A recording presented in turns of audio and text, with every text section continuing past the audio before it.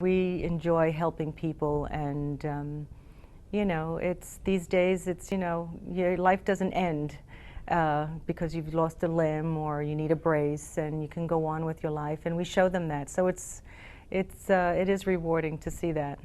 We try to give the patient a feeling of being able to go on with their life, not having to sit down and stop, and their quality of life doesn't have to change. And that's exactly how we present it to them.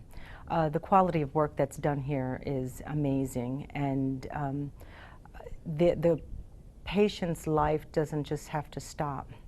They can still play ball, they can still go out, they can still dance, they can do anything that they used to do. It doesn't, we try to let them know that your life will go on.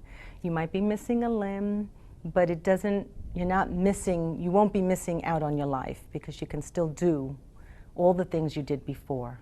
And that's what we try to instill in them. It's not over. You can still go on and do the things you like to do, and it's not the end.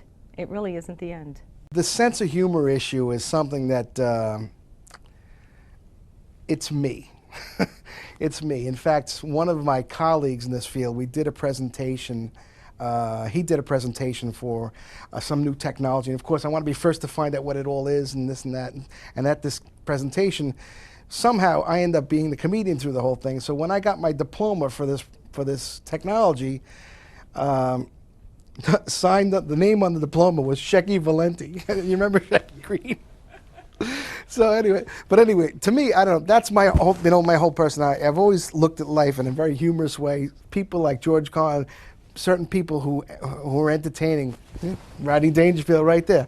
I mean, to me, all you really need in life is comedy and music and a little bit of food, which I get too much of these days. But the idea of comedy is to take the stress away from the situation. Let's face it, I know these people coming in are not happy campers. And the sooner I could get away from that issue and get back to what the real world is, including comedy, the sooner they recover and they start to feel like, you know what, I have hope. You're going back to the old-fashioned way of providing health care.